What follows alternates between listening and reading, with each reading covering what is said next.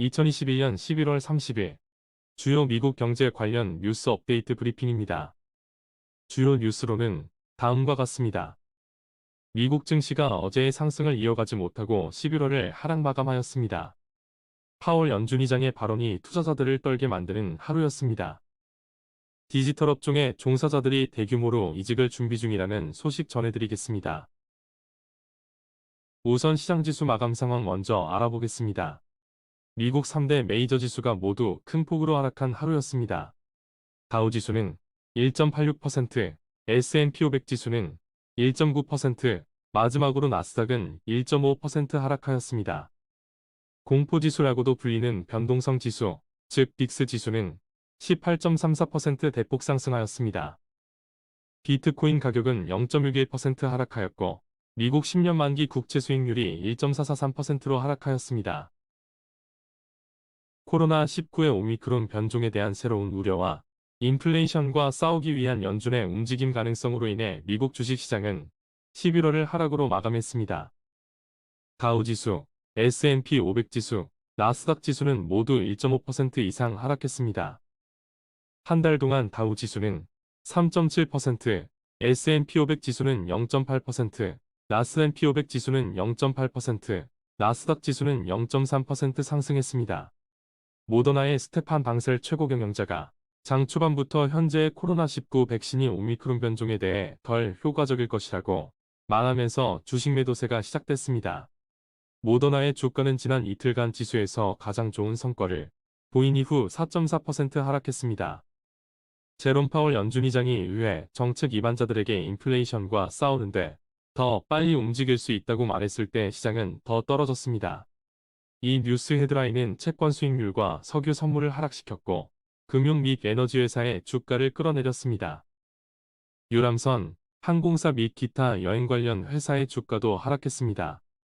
애플의 주가는 이번 분기 휴대폰 시장 점유율에서 아이폰 제조사가 삼성을 능가할 것이라는 보고서의 사상 최고치로 올랐습니다. 애플과 머크는 다우지수에서 유일하게 주가가 상승한 기업이었습니다.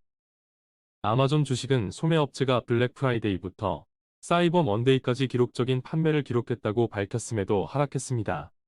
주요 암호화폐는 혼합되어 비트코인 가격은 1% 하락한 반면 이더리움은 거의 5%, 시바이누는 12% 급등했습니다. 제롬 파월 연준 의장은 인플레이션 상승에 대처하기 위해 중앙은행이 더 빨리 움직여야 할 수도 있다고 제안함으로써 금융시장을 뒤흔들었습니다. 파월 의장은 상원은행위원회에 경기 호황과 물가 상승으로 인해 정책 위반자들이 계획보다 일찍 채권 매입 부양 프로그램을 종료할 수 있다고 말했습니다. 시장은 연준이 테이퍼링이 완료될 때까지 아마도 내년 중반이 될 때까지 금리 인상을 고려하지 않을 것이라고 예상했었습니다. 파월 의장은 일정 속도를 높이는 문제가 다음 달 연준 회의에서 논의될 것이라고 덧붙였습니다. 파월 의장은 또한 인플레이션에 대해 이야기할 때 일시적이라는 용어를 그만 쓸 때라고 말했습니다. 연준은 코로나19 관련 경기 침체 이후 경제가 정상으로 회복될 때까지만 더 높은 가격이 지속될 것이라고 설명하는데 몇 달 동안 이 단어를 사용했었습니다. 파월 의장은 일시적이 사람들마다 다른 의미를 가지며 연준 관리들은 인플레이션 측면에서 그들이 의미하는 바에 대해 더 명확해질 필요가 있다고 설명했습니다.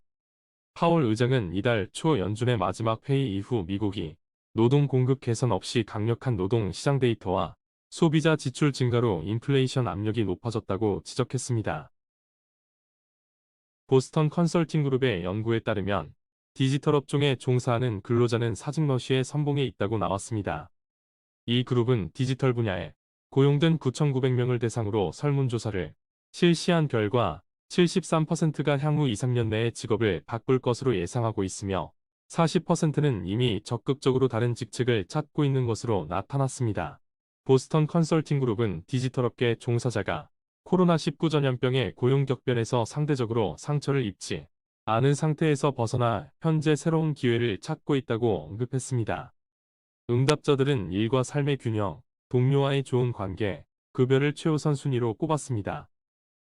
또한 대유행 락다운 기간 동안 재택 요건이 적용되면서 일하기를 선호하는 장소에 대한 태도가 바뀌었습니다. 압도적인 비율의 응답자 95%가 적어도 일주일에 하루는 원격 근무를 선호하고 25%는 매일 원격 근무를 원한다고 말했습니다. 연구원들은 팬데믹이 고용주와 디지털 근로자 사이의 역학을 변화시켰으며 기업은 노동력의 매우 수요가 많은 부분의 매력을 유지하기 위해 그들의 요구에 적응해야 한다고 지적했습니다. 오늘 시장에서 유일하게 큰 폭으로 상승한 기업은 애플과 화이저였으며 각각 3.23% 그리고 2.48% 상승하였습니다.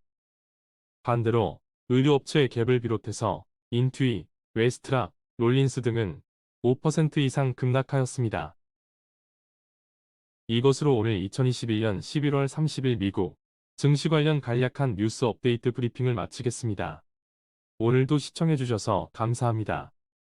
구독, 좋아요, 알림 설정 눌러주시면 앞으로 미국 주식 관련 경제 뉴스를 더욱더 빨리 받아보실 수 있습니다. 다음 시간에 뵙겠습니다. 모두들 좋은 하루 되시길 바랍니다.